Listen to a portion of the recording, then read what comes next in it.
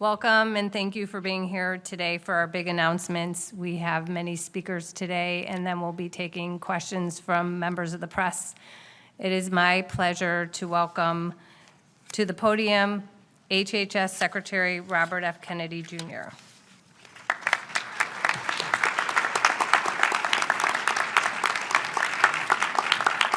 Good morning, everybody. Thank you to all the officials who are joining us today, and I'm going to acknowledge many of you by name. It's a long list. Chairman of the Federal Trade Commission, Andrew Ferguson, Senator Bill Cassidy, Senator Marsha Blackburn, Senator Roger Marshall, Senator James Lankford, Congressman Doug LaMalfa, Congressman John Joyce, Congresswoman Diana Harshberger, Congressman Bob Onder, Congressman Robert Aderholt, Congressman Dan Crenshaw, Congressman Tim Walberg, Indiana Attorney General Todd Rokita, Texas Attorney General Ken Paxton, Deputy Secretary Jim O'Neill, Administrator Mehmet Oz, Director Jay Bhattacharya, Commissioner Marty McCary, and Admiral Brian Christine. And a special thanks to Chloe Cole for being with us today to bravely share her odyssey. Doctors assume a solemn obligation to protect children.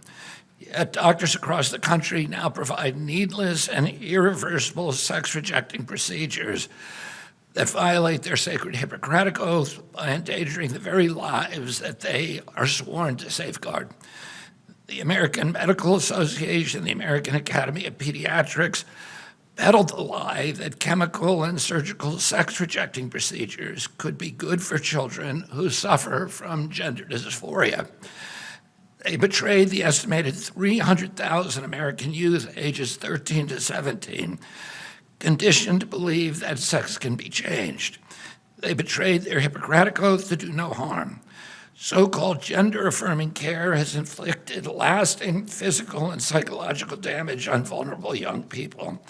This is not medicine, it is malpractice. We're done with junk science driven by ideological pursuits, not the well-being of children.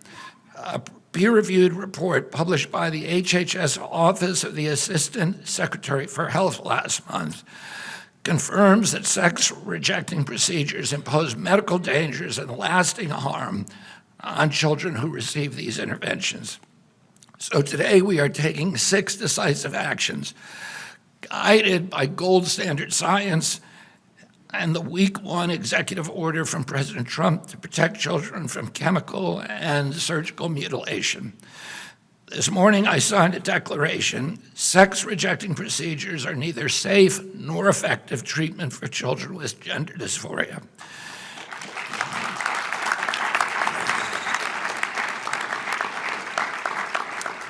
These procedures fail to meet professionally recognized standards of care. Medical professionals or entities providing sex-rejecting procedures to children are out of compliance with these standards of health care. This declaration is a clear directive to providers to follow the science and the overwhelming body of evidence that these procedures hurt, not help, children. Additionally, CMS is proposing 2 new rules. The first rule will bar hospitals that participate in Medicare and Medicaid, which is almost every hospital, from performing these dangerous and harmful procedures. The second rule prohibits the federal Medicaid dollars from funding the sex-rejecting procedures on minors.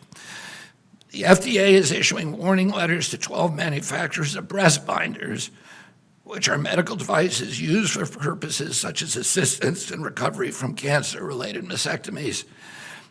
The FDA is telling these companies that the illegal marketing of breast binders to children for the purpose of treating gender dysphoria commits significant regulatory violations and requires swift congressional or corrective action.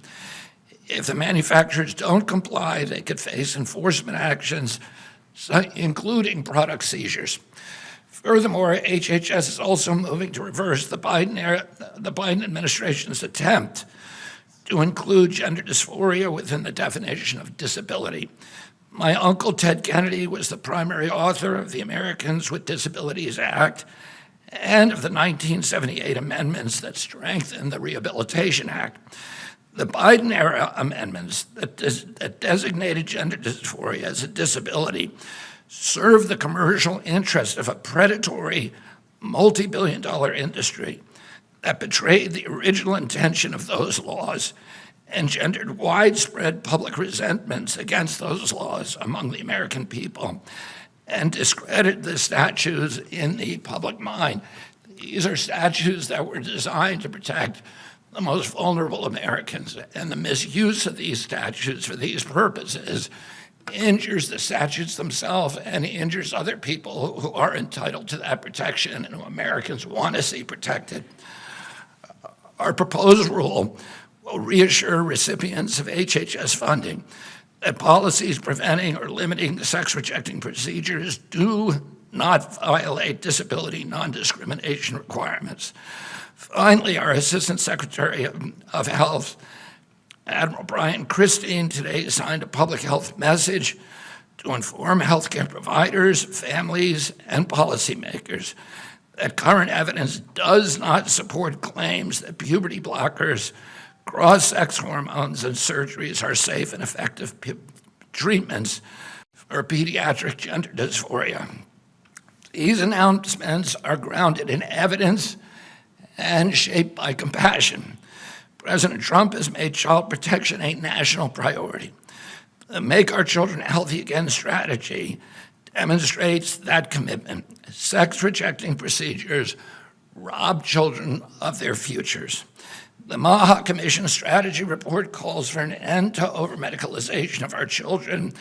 Unnecessary medical interventions drive big money interests that push sex-rejecting treatments. Today's revenue for sex-rejecting drugs and surgeries in 2023 were estimated in one study to exceed $4.4 billion and on track to exceed $7.8 billion by 2030. One doctor was recorded callously describing sex-rejecting procedures as a big moneymaker.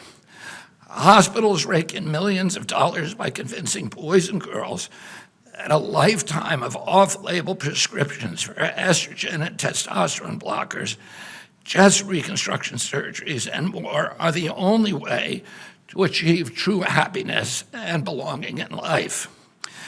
It's wrong. The Trump administration will not stand by while ideology, misinformation, and propaganda push vulnerable young people into decisions they cannot fully understand and that they can never reverse. On my watch, HHS will stand for radical transparency and informed consent. We follow the evidence, we employ gold standard science, we honor the moral obligation to do no harm. There is divine worth in every person, and it shines most brightly in our children. That worth commands us to protect them. And as long as I serve as HHS Secretary, this agency will do so. Thank you all very, very much.